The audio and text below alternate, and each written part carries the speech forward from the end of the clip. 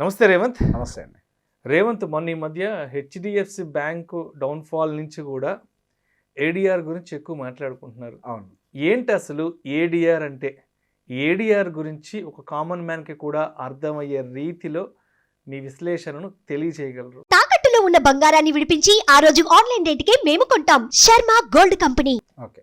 So బేసిక్‌గా మనకి ఇంతకుముందు ఈ టర్మినాలజీ గురించి ఎవ్వరు మ్మ్. పెద్దగా ఆలోచించేవాళ్ళు కాదు. ఇన్‌ఫాక్ట్ అసలు ఎవరు చూసేవాళ్ళు కూడా కాదు. మ్మ్. ఏడిఆర్స్ ఎలా రియాక్ట్ అవుతున్నాయి అనే దాన్ని కూడా ఎవరు అబ్జర్వ్ చేసేవాళ్ళు కూడా కాదు. డైరెక్ట్‌గా ఓన్లీ ఇండియన్ స్టాక్ మార్కెట్ మీద ఫోకస్ చేస్తుండేవాళ్ళు. సో బేసిక్‌గా ఈ ఏడిఆర్ అయి ఉండొచ్చు, ఈ జీడీఆర్ అయి ఉండొచ్చు. ఇక్కడ 2 టర్మినాలజీస్ డిఫరెంట్‌గా ఉంటాయి. ఏడిఆర్ అంటేనేమో అమెరికన్ డిపాజిటరీ రిసిప్ట్స్, జీడీఆర్ అంటేనేమో గ్లోబల్ డిపాజిటరీ రిసిప్ట్స్. ఈ రెండింటికి మధ్యలో ఉండే తేడా ఏంటి అంటే ఏడిఆర్ అంటే ఒక ఏ కంట్రీ అని తీసుకుంటాం. సరే ఇండియానే ఎగ్జాంపుల్గా తీసుకుందాం. ఒక ఇండియన్ కంపెనీ ఒకే దగ్గర లిస్ట్ అయింది అని అంటే దాన్ని అది అమెరికాలో లిస్ట్ అయింది అని అంటే దాన్ని ఏడిఆర్ అంటాం. ఓకే. జీడీఆర్ అని అంటే more than one country under GDR program. Right Okay. Right right. అది గ్లోబల్. గ్లోబల్ ఇండికేట్స్ జీ అని అంటేనే చెప్తోంది మనం మల్టిపుల్ కంట్రీస్లో ఉన్నాము అని. ఏ అంటే క్లియర్గా చెప్తోంది మనం ఒకటే కంట్రీలో ప్రెజెంట్ అయ్యి ఉన్నాము అని. It's simple thing. సో బేసిక్గా మనకి ఫండ్ రైజింగ్ కోసము, ఇన్వెస్ట్మెంట్స్ ఫ్లోస్ కోసము మన దగ్గర ఆ స్టాక్ మార్కెట్స్లోకి ఎట్లయితే కంపెనీస్ లిస్టింగ్ అవుతూ ఉంటాయో అలానే వాళ్ళు అదర్ కంట్రీస్లో కూడా లిస్ట్ అయ్యి కొంత ఫండ్ రైజింగ్ చేయాలి అని చెప్పి మన మార్కెట్స్కి ఎప్పటి నుంచో ఇంట్రెస్ట్ అనేది ఉంది. సో బేసిక్గా దాన్ని నెరవేర్చుకోవడం కోసం డైరెక్ట్గా మన ఇండియన్ స్టాక్స్ అనే వాటిలో లిస్ట్ అవ్వడం కష్టం కాబట్టి ఈ డిపాజిటరీ రిసిప్ట్స్ బ్యాంక్స్ ఉంటాయి మనకి. సో బేసిక్గా వాటి త్రూ మనకి అమెరికాలో లిస్ట్ చేసే వాటిని ఏడిఆర్స్ అని అంటాం. సో అందులో మనకి ఎన్వైఎస్సిలో అండ్ నాస్డాక్ రెండిట్లో ఈ 2 ఎక్స్చేంజెస్లో కూడా ఏడిఆర్స్ అనేవి ట్రేడ్ అవుతూ ఉంటాయి. అలానే యూఎస్లో కూడా జీడీఆర్స్ కూడా ట్రేడ్ అవుతూ ఉంటాయి. సో బేసిక్గా జీడీఆర్ అండ్ ఏడిఆర్స్కి మధ్యలో ఉండే వ్యత్యాసం ఏంటి అని అంటే one company listing in other country అనేది సింపుల్ టర్మినాలజీ. సో బేసిక్గా మన దగ్గర చాలా ఏడిఆర్స్ లిస్ట్ అయి ఉన్నాయి. కాకపోతే ఇంతకుముందు దాని గురించి చాలామందికి అవగాహన లేదు. మేజర్గా మనకి హెచ్డిఎఫ్సి బ్యాంక్ న్యూస్ ఎప్పుడైతే బయటకు వచ్చిందో సో ఆ ఏడిఆర్కి సంబంధించి బాగా ఎస్కలేట్ అవ్వడం మొదలుపెట్టింది. వాట్ ఈస్ ఏడిఆర్ అనేది. సో బేసిక్గా ఏడిఆర్ అనే వాల్యుయేషన్ కూడా అందులో ఒక ప్రైస్ ఉంటుంది కదా ఏడిఆర్ అనేది.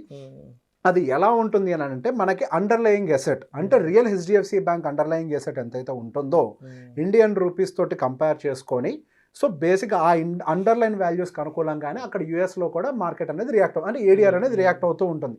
ఇక్కడ కనుక మనకి రియల్ మార్కెట్లో అండర్లయింగ్ ఎసెట్ పెరిగితే అక్కడ ఏడిఆర్ పెరుగుతుంది, ఇక్కడ కనుక తగ్గితే అక్కడ కూడా తగ్గుతుంది. కాకపోతే మనకు గత కొన్ని రోజులుగా గమనించినట్లయితే ఈ హెచ్డిఎఫ్సి బ్యాంక్కి సంబంధించి ఏడిఆర్ వాల్యూ అనేది ఆల్మోస్ట్ దాని అండర్లయింగ్ ఎసెట్ కంటే 10% ఎక్కువగానే ట్రేడ్ అవుతుంది.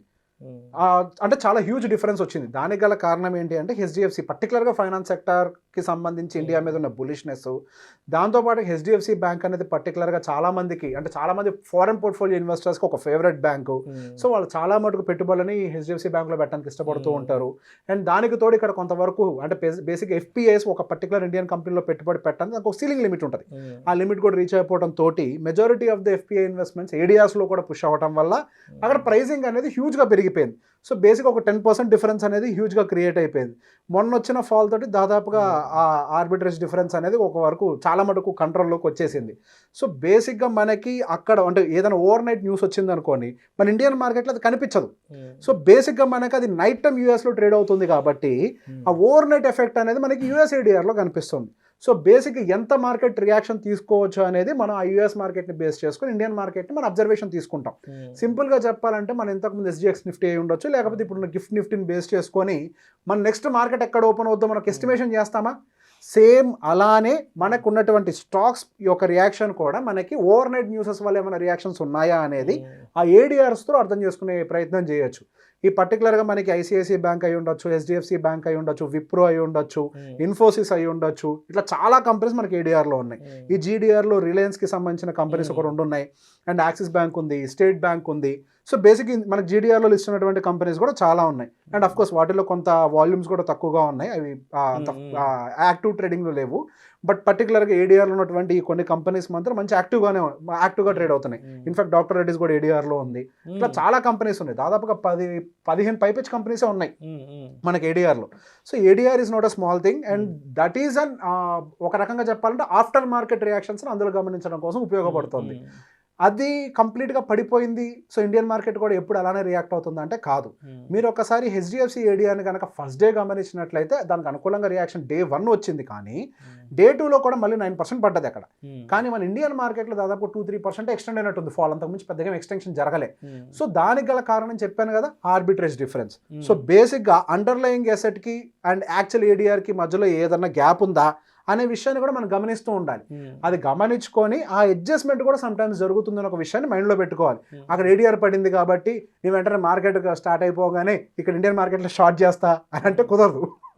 సమ్ టైమ్స్ ఏమవుతుంది చెప్పాను కదా, ఈ ఏడిఆర్ మనకి అడ్జస్ట్మెంట్ కూడా జరుగుతూ ఉంటుంది.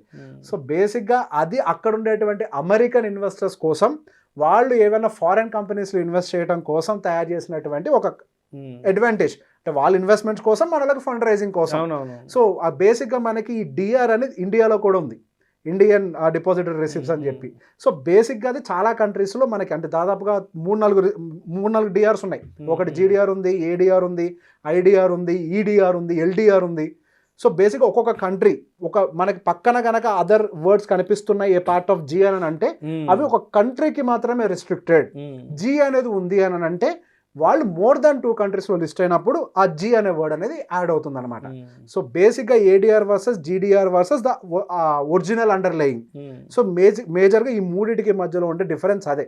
సో బేసిక్గా వాటి రియాక్షన్స్ చూసి అతిగా కంగారు పడాల్సిన అవసరం లేదు. ఎన్నోసార్లు అనుకోకుండా హెచ్డిఎఫ్సి బ్యాంక్ మనకి 2-3% అప్సెట్ చూపించిన రోజుల్లో కూడా మన ఇండియాలో న్యూట్రల్గా రియాక్ట్ అయింది. సో బేసిక్గా అట్లా మన ప్రతి రియాక్షన్స్ అలానే ఉంటాయని లేదు. మన ఐసిఐసిఐ బ్యాంక్ రిజల్ట్స్ వచ్చినప్పుడు అక్కడ యూఎస్లో దాదాపుగా 4% అప్సైడ్ వెళ్ళింది ఐసిఐసిఐ బ్యాంక్ ఏడిఆర్, అండ్ ఫైనల్గా క్లోజింగ్ వచ్చేసరికి 2.5%కే వచ్చింది. సో బేసిక్గా ఆ వాలిటాలిటీ అంతా అందులోనే కంప్లీట్ అయిపోయి మన ఇండియాలో కూడా ఐసిఐసిఐ బ్యాంక్ అది 2.5% రియాక్ట్ అయింది. సో ఓవర్ నైట్ దాన్ని పట్టుకొని ట్రాక్ చేయాల్సినంత కంగారు పడాల్సినంత అవసరం ఏం లేదు. అది ఒక ఏంటి అంటే ఒక గైడ్ లైన్ అంతే. నియర్ బై అంత మూవ్ అవుతుంది అనేది ఒక గైడ్ లైన్ కిందే. అండ్ దాంతోపాటుగా ఆర్బిట్రేజ్ డిఫరెన్స్ కంపేర్ చేసుకుంటేనే మనం దాన్ని ట్రేడ్ చేయలేము, అర్థం చేసుకోగలుగుతాం వాట్స్ హ్యాపెనింగ్ నెక్స్ట్ అనేది. అంతకు మించి ఏడిఆర్ అండ్ జీడిఆర్కి సంబంధించి అంత కంగారు పడిపోయేంత ఏం లేదు. ఇక్కడ జరగంది ఏదో అక్కడ అడ్వాంటేజ్గా ఏమీ జరగదు. అవి కంపెనీస్కి, అక్కడ ఉన్న ఆ కంట్రీలోని ఇన్వెస్టర్స్కి మాత్రమే. అది ఇక్కడ ఉండేటువంటి అండర్లయింగ్ ఎసెట్ని అవి ఏమీ చేయలేవు. They can't manipulate any underlying value here. They are just a reflection అంతే, అంతే, అంతకు మించి ఏమీ లేదు.